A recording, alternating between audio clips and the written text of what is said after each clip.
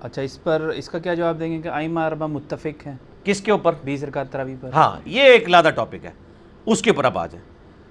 20 رکعت تراویح کے اوپر اگر ائمہ اربعہ متفق ہیں تو الموطا امام مالک جو روئے عرض پہ پہلی حدیث کی کتاب ہے، ٹھیک ہے، اور لے کے آؤ جی، پیچھو لے کے آؤ الموطا امام مالک، ریڈ کلر دی، ٹھیک ہے جی، ادھر سے ہی نکلتے ہیں۔ ہاں جی، الموطا امام مالک بریلویوں کا ترجمہ شبیر بدرس کا چھپا ہوا ہے۔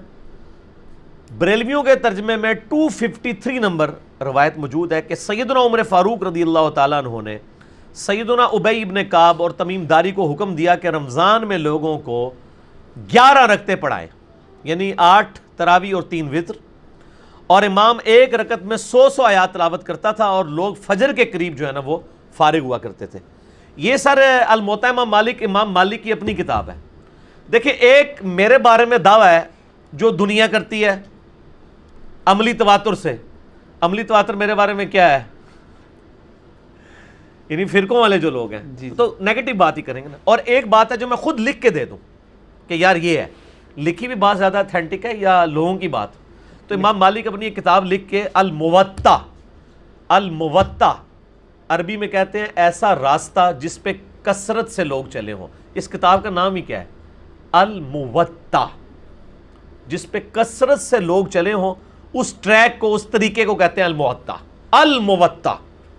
الموطا یعنی امام مالک کہتے ہیں کثرت سے یہی والا معاملہ ہے۔ تو امام مالک اپنا موقف تو لکھ کے گئے ہیں، اب فوت ہو گئے، پیچھے لوگوں نے ان کے بارے میں چیزیں مشہور کر دیں، تو وہ اب امام مالک تو کیول دن یہ کہیں گے نا جی میں نے جو کتاب لکھ کے دی تھی وہ کتنے کی تھی جی، تو اسی بزرگوں نے سینے لے کے چلتے رہے۔ بزرگوں کے تو سینے ایک جیسے ہے ہی نہیں ہیں، دیوبند کے سینے کچھ اور کہتے ہیں، بریلویوں کچھ اور کہتے ہیں، اپنے آپ میں وہ عقیدوں میں اختلاف رکھتے ہیں۔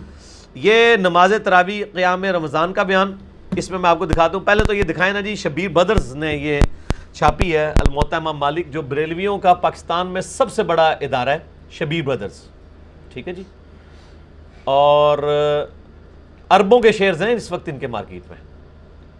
کئی حدیث کی کتابیں آلموسٹ انہوں نے پوری کتب ستہ اور باقی کتابیں بھی کور کی ہیں، سن دارمی بھی ان کی آ گئی ہے اور کتابیں بھی آ گئی ہیں۔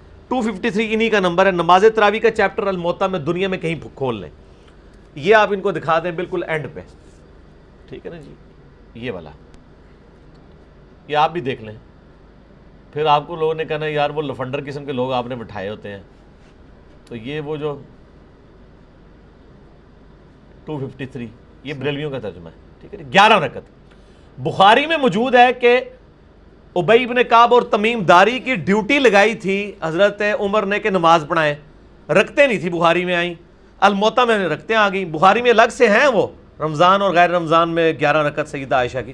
اس میں میرا کلپ ہے تراویح 20 یا 8، دنیا میں سب سے زیادہ اگر اس ٹاپک پہ کسی کا کلپ دیکھا گیا وہ میرا کلپ ہے۔ آپ لکھیں نماز تراویح 20 یا 8، 20 ڈیجن میں 8 تو کھل جائے گا، اس میں میں نے ساری چیزیں ترتیب سے بتائی ہیں، پورا مقدمہ ہے۔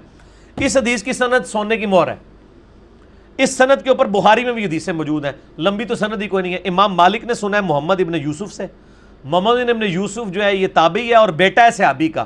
صحابی کون ہے؟ صائب بن یزید۔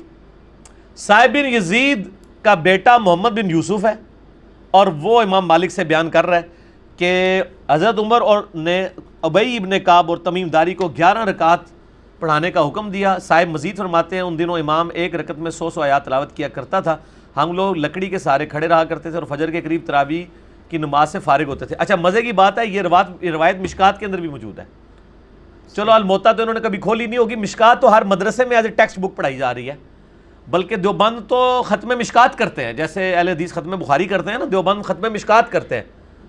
اب وہ پتہ نہیں ختم کون سا ہے، ختم شدھ والا ختم ہے یا وہ دوسرے والا ختم ہے یا پڑھنے والا ختم ہے۔ اچھا اس کے بعد ایک اور روایت بھی ہے، وہ منقطع روایت ہے۔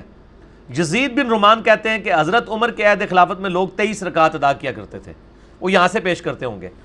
ان سے پوچھیں کہ یزید بن رومان نے حضرت عمر کا اگر زمانہ پایا تو یہ روایت متصل ہوگی، انہوں نے ان کا زمانہ نہیں پایا، ٹھیک ہوگا جی، تو یہ منقطع روایت ہے۔ جو صحیح روایت ہے وہ موجود ہے، اس کا تو کوئی انکار ہی نہیں کر سکتا سر۔ تو الموطا موجود ہے، اب امام مالک کے ماننے والے جو مرضی کرتے ہیں، خود یہی حنفی مالکیوں کو کہتے ہیں بھی الموطا امام مالک میں ہی موجود ہے کہ دائیں ہاتھ بائیں پہ باندھنا سنت ہے، آپ کو پتہ ہے؟ یہ میں نے اس کے اوپر بھی شاید ہاں یہ نشان لگایا ہوا ہے 378، اسی الموطا کے اندر وہ مالکی پیچھے سے کیا کر رہے ہیں؟ امام مالک کوئی ذمہ دار نہیں ہے اس کے. ہاتھ کھول کے نماز پڑھنے کو ہم جائز سمجھتے اس کی وجہ سے نہیں کہ ابھی مالکی اس کے اوپر چل رہے ہیں, اس وجہ سے کہ ہمارے پاس عبداللہ ابن زبیر کا المصنف ابن ابی شیبہ میں 3950 نمبر اثر موجود ہے کہ وہ ہاتھ چھوڑ کے نماز پڑھتے تھے, چونکہ انہوں نے نبی علیہ السلام سے سیکھی ہے, دونوں طریقے سنت ہے.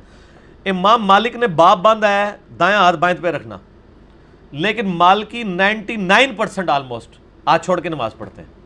ان کو جب ہم کہتے ہیں امام مالک یہ لکھ کے دیں, وہ کہتے ہیں یہ چھوڑ دیں لکھے کو, ہم عملی تواتر کو لے کے چل رہے ہیں. تو سر پھر ٹھیک ہے, ہم جب ایاک نعبد و ایاک نستعین پیش کریں گے تو لوگ کہیں گے آپ چھوڑ دیں اس کو, انڈیا پاکستان میں تو قبروں سے مانگا جاتا ہے, آپ کیا آیتیں لے کے بیٹھے ہوئے ہیں؟ کسی بنیاد بھی بات ہوگی نا. یہ وہ روایت ہے جو سال ابن سعد السعدی کی روایت امام بخاری نے بھی امام مالک سے لی ہے. یہ وہی روایت ہے جو مالک میں الموطا امام مالک میں 378 آئی ہے, اور اس کے اوپر ہیڈنگ ہے نماز میں دائیں ہاتھ بائیں پہ باندھنا. یہ دکھائیں جی ان کو ایچ ڈی کیمرے میں, 378 نمبر روایت اسی الموطا کے اندر. اب مالکیوں نے کیا کیا ہے کہ انہوں نے تو ہاتھ باندھنے والی سنت ہی چھوڑ دی. ہم تو کہتے ہیں دونوں ہی سنت ہیں. اب مالکیوں کو کہ امام مالک کی کتاب ہی ہے, وہ کہتے ہیں نہیں کتاب کو چھوڑیں, ہم عملی تواتر کو لے کے چل رہے ہیں. میرے بھائی عملی تواتر صرف وہ ایکسیپٹیبل ہے جس کے اوپر پوری امت اتفاق کیے ہوئے ہے. یہاں تو کتابوں میں فرق ہے, اور ان کا یہ دعویٰ باطل ہے کہ امام مالک جو ہے وہ 20 کے قائل تھے. ٹھیک ہے, میں نے اس کلپ کے اندر کتنے ائمہ کے اقوال بتائے ہیں انکلوڈنگ امام شافعی, امام مالک. کسی ایک تعداد کے اوپر لوگ متفق ہی نہیں ہیں. 11 کم سے کم ہے. آپ 22 پڑھ لیں, 23 پڑھ لیں, آپ 50 پڑھ لیں, یہ نفلی عبادت ہے, جو مرضی پڑھیں, اس کا نماز کے ساتھ کوئی تعلق نہیں. وہ جو غامدی صاحب نے کہا ہے نا, لوگوں کو آج کل بڑی تکلیف ہوئی ہے. وہ غامدی صاحب کا ایک کلپ آیا ہے, انہوں نے نا جب ان سے پوچھا کہ تراویح, انہوں نے کہا تراویح سرے سے نماز ہی کوئی نہیں. ساتھ ہی دیکھا لوگوں کے چہروں کے رنگ اڑ رہے ہیں. انہوں نے کہا میری بات پوری سننی ہے, تسی میری گل پوری سننی ہے. جی مسلمانوں پہ نمازیں فرض کتنی ہیں ٹوٹل؟ 5. اور رمضان میں کتنی فرض ہے؟ 5. لیکن وہ آپ کے علماء نے تو آپ کو یہ پٹی پڑھائی ہوئی ہے کہ جڑا تراویح نہیں پڑھتا نا تو روزہ ہی نہیں ہوتا. یہ بچپن سے پڑھایا ہوا نا آپ کو, جو تراویح نہ پڑھے اس کا روزہ نہیں ہوتا. یعنی انہوں نے آپ کی 6 نمازیں بنا دی ہیں رمضان کے اندر. تو یہ دین میں بدعت نہیں کی انہوں نے کہ ایک نفلی نماز کو یہ کہہ دیا کہ وہ فرض روزہ اس کے اوپر ڈیپینڈنٹ ہے. یہ تو اب ہمارے جیسے لوگوں کی وجہ سے یہ ڈر ڈر گئے ہیں اور نفل کے اوپر آ گئے ہیں. ادروائز انہوں نے پٹی تو پوری پڑھائی ہوئی تھی. جس طرح حنفیوں کی عوام نے اپنی پبلک کو بتایا تھا, وہ جی رفع دین ہوتا تھا, وہ بت رکھ کے آتے تھے نا منافقین, تو اس لیے ہوتا تھا. اس طرح کی پٹیاں انہوں نے ہر قسم کے ٹوٹکے رکھے ہوئے ہیں. اب ٹوٹکے ہو رہے ہیں فیل, ان کو اب سمجھ نہیں آ رہی ہم کیا کریں. تو یہ ٹوٹکے تو انہوں نے لوگوں کو بتائے ہوئے تھے. تو نمازیں اب جب آپ نیریٹو یہ کھڑا کریں گے کہ روزہ ہی نہیں ہوتا, تو پھر غامدی صاحب جیسے لوگ اللہ آپ پہ مسلط کرے گا نا, جو سٹارٹ ہی سے لیں گے کہ نماز ہے ہی کوئی نہیں تراویح. پھر وہ آگے انہوں نے کہا کہ یہ نفلی نماز تھی, نبی علیہ السلام پہ فرض تھی, رمضان میں بھی غیر رمضان میں بھی, امت کے لیے سنت ٹھہرا دی گئی, امت لے کے چل رہی ہے. اچھا مجھے یہ بتائیں, یہ عملی تواتر جو ہے اس امت میں سب سے افضل انسان کون ہے نبی علیہ السلام کے بعد؟ سیدنا ابوبکر صدیق. ان کے زمانے میں عملی تواتر کیوں نہیں تھا کہ انہوں نے ایک امام کھڑا کیا ہو؟ اما عائشہ کی بخاری میں حدیث موجود ہے, انہوں نے کہا حضرت ابوبکر صدیق کے دور میں لوگ اس طرح اپنے اپنے نوافل پڑھتے تھے. حضرت عمر کے بھی 3 سالوں میں پڑھتے رہے, صحیح بخاری کے الفاظ ہیں. پھر حضرت عمر نے کہا کیوں نہ میں ان کو ایک امام کے پیچھے جمع کر دوں. جمع کیا, بخاری کے الفاظ ہیں. جمع کرنے کے بعد کہا یہ لوگ جو کچھ کر رہے ہیں نا, اس سے بہتر وہ نماز ہے جو رات کے آخری پہر میں اٹھ کے پڑھی جاتی ہے. اور یہ کہہ کے وہاں سے چلے گئے. سیدنا عمر جن کے نام کے اوپر امت کو دھونس لگائے بیٹھے ہیں, انہوں نے تو تراویح پڑھی کوئی نہیں ہے. آپ کہہ رہے ہیں نا کہ جی وہ کسی امام نے یہ وہ, میرے امام سیدنا عمر فاروق رضی اللہ تعالیٰ نے تو تراویح پڑھی نہیں ہے جماعت سے.